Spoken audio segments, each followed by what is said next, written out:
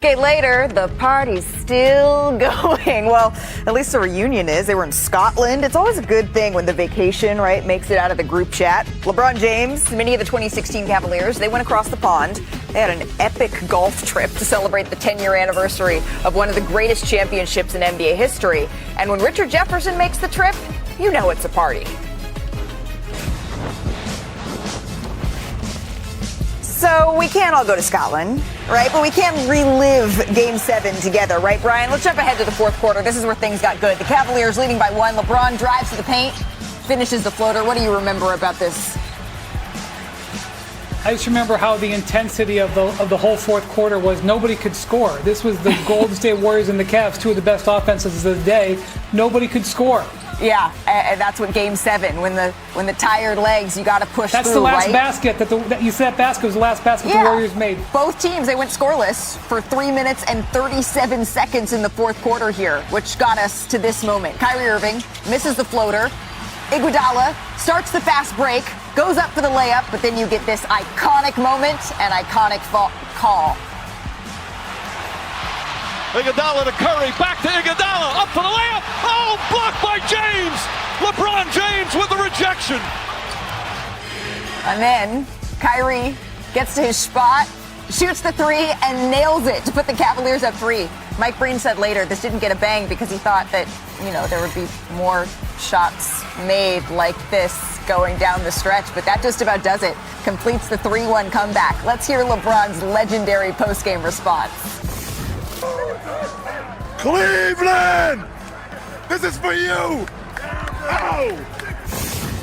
And with that, what a game. What a historic moment in NBA history. LeBron, the Cavaliers, they bring a championship to Cleveland, and the Cavs, they became the first and, to this point, the only team, right, to overcome a 3-1 deficit in the NBA Finals.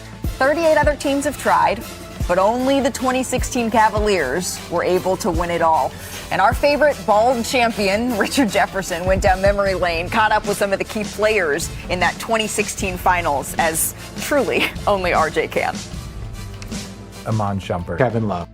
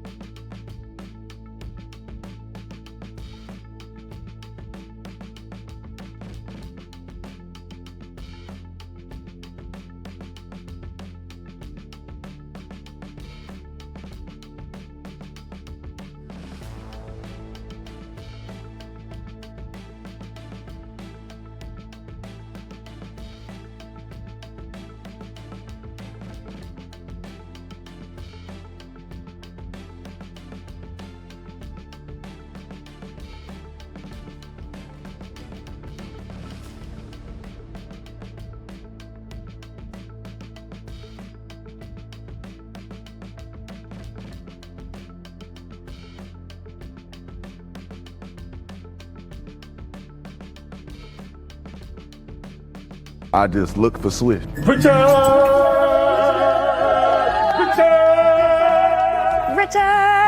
In all seriousness, Rich, I know we tease you a lot, but that was really awesome. And Brian, you and Dave McMenamin, who covered that 2016 Cavaliers team and that Cavaliers run, you just released a story on espn.com, and it's like 4,000 words. And truly, I encourage every fan of the team, fan of hoops in general, to savor every single one of them. But this is TV. We have commercial breaks to hit. So can you just give me one, as you're watching that, to describe what the Cavaliers did? Legacy. Because, today in Cleveland, they opened up a park near the arena commemorating the 2016 title. And I don't know for sure. I think there's going to be a statue in that park in the future. And look at, I know where all the players are. Like a third or 2/3 of the team is over in Europe together celebrating. There's a lot of teams in NBA history, Malika, that have won championships that don't like each other. These guys have kept close and, remain close friends to this day. And that's part of the legacy of that comeback and that team. And I think that's part of what makes it so special. And it's been so much fun to live vicariously through Kevin Love's stories as they've gone on this epic trip. And I'm sure are reliving a lot of those moments. But in the 10 years since, right, LeBron James, you say legacy. He's only added to that legacy and why we regard him as one of, if not the greatest player of all time. Because in those 10 years, right, he's won another NBA title in 2020. He also won Finals MVP that same year. And now he's set to become an unrestricted free agent. So I want to bring Bobby Marks back into the conversation here as we recenter in today and recenter in the now. Because if winning is the only priority for LeBron James, which it's not, right? There's a lot there. But if winning is what we're looking at, what is the most realistic and likely outcome that LeBron should be looking at in this free agency?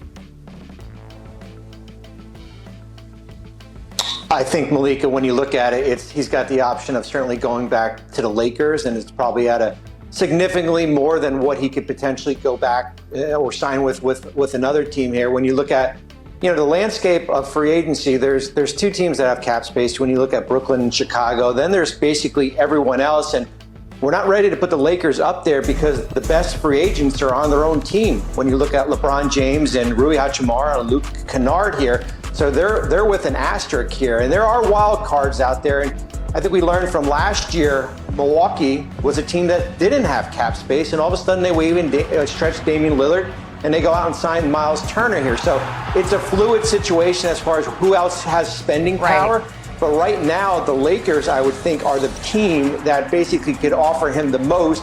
Probably gives him more of a realistic shot to try to win another championship. Brian, you put a asterisk on the Lakers when we talk about their cap space in particular. What do you mean when you're talking about that?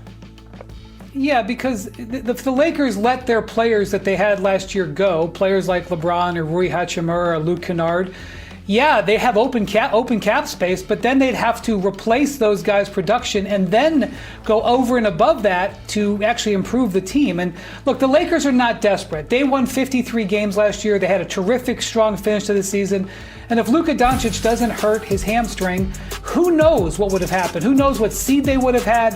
Who knows what they would have done in the postseason? So, look, here's the thing. LeBron is probably worth $100 million still, okay? Because of what he means to an organization. He's not going to make $100 million. So what the Lakers or any team would need to do is come to him with a plan and say, LeBron, what we want to do is we want to add this player, and this player. We have this amount of money to do it.